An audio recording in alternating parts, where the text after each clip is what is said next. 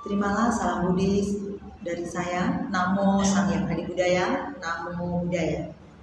Baik, untuk pagi hari ini saya akan menyampaikan materi tentang puja dan budaya. Puja sebelum, saat, dan setelah zaman Buddha.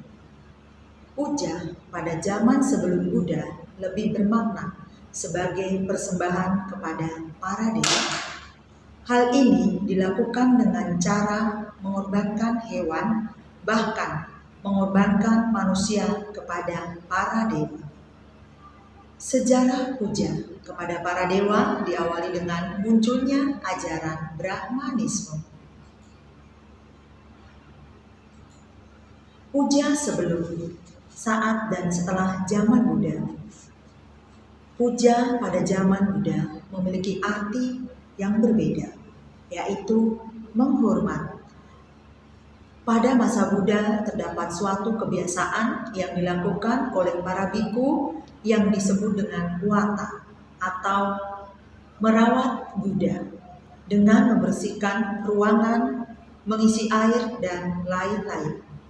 Umat Buddha melakukan puja atau penghormatan kepada Buddha dengan mempersembahkan bunga, lilin, dupa, dan buah, dan lain sebagainya. Puja sebelum, saat, dan setelah zaman Buddha.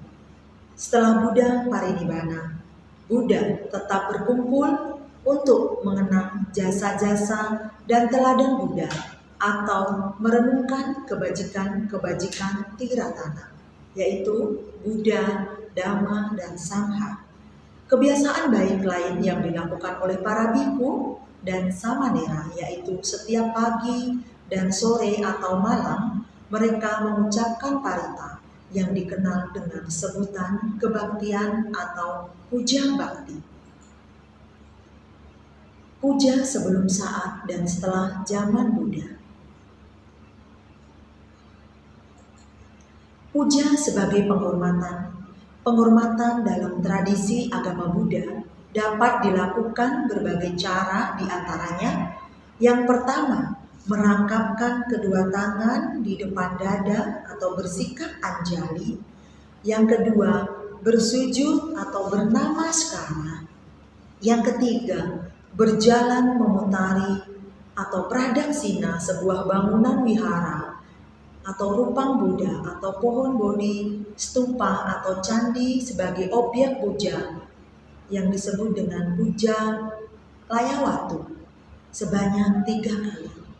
Yang keempat, berdiri menyambut atau utana sambil bersikap anjali dan menundukkan kepala kita. Yang kelima, menjaga tingkah laku, ucapan yang baik dan sopan santun. Dalam bahasa Pali disebut samicikama. Puja sebagai penghormatan. Manfaat melakukan puja. Adapun manfaat melakukan puja bakti adalah sebagai berikut. Yang pertama, meningkatkan dan memperkuat keyakinan atau sadar pada Tiratana, Buddha, Dhamma, dan Sangha. Yang kedua, berkembangnya Brahma Wihara yang terdiri dari cinta kasih atau metta, kasih sayang atau karuna, simpati atau mudita, dan keseimbangan batin atau upeka. Yang ketiga, berkembangnya pengendalian diri atau samwara. Yang keempat, berkembangnya perasaan puas atau santuti. Yang kelima, berkembangnya kesabaran atau kanti. Yang keenam, berkembangnya kebahagiaan atau suka. Budaya. Budaya adalah seperangkat nilai, norma, kepercayaan, adat, istiadat, dan aturan. Candi Borobudur wujud kebudayaan Buddhis di Indonesia. Agama Buddha dan agama budaya. Agama Buddha merupakan salah satu agama budaya. Agama budaya berarti agama yang dibudayakan.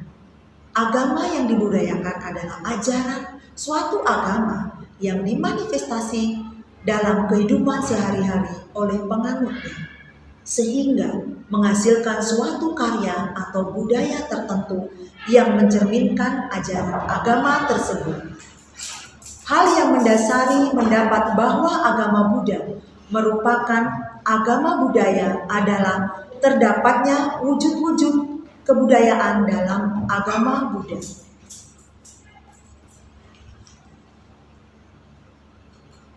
Agama Buddha dan agama budaya adalah kebudayaan berbentuk kumpulan ide-ide, gagasan, norma atau nilai-nilai, peraturan, dan sebagaimana yang sifatnya abstrak tidak dapat diraba atau disentuh.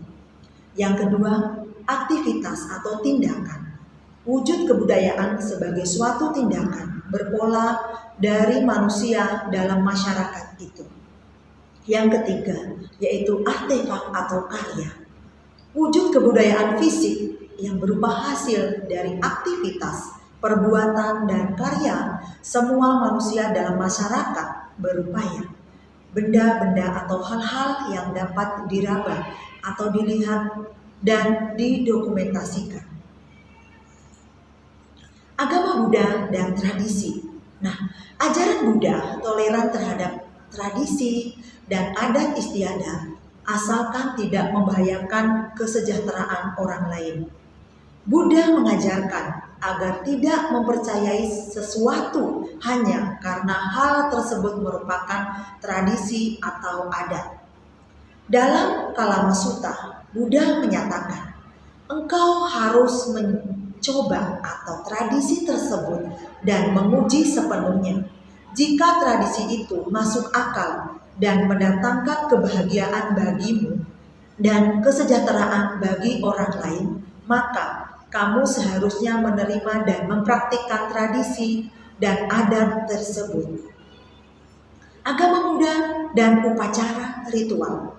Upacara dan ritual merupakan suatu ornamen atau dekorasi untuk memperindah suatu agama agar menarik di masyarakat. Menurut Buddha, seseorang tidak boleh melekat pada praktik-praktik seperti itu untuk perkembangan spiritual atau kemurnian mentalnya. Agama Buddha dan perayaan keagamaan. Agama Buddha sejati menjalankan perayaan hari raya dengan sikap berbeda sama sekali. Pada hari raya tertentu, mereka mencurahkan waktu untuk menjauhkan diri dari semua kejahatan. Mereka berdana dan menolong orang lain untuk membebaskan diri dari penderitaan. Mereka menghibur teman dan keluarga dengan cara terhormat. Demikian tadi ulasan atau materi yang saya sampaikan dengan tema puja dan budaya. Sekian dan terima kasih. Salam Namo Samgyang Adi Budaya. Namo Buddhaya.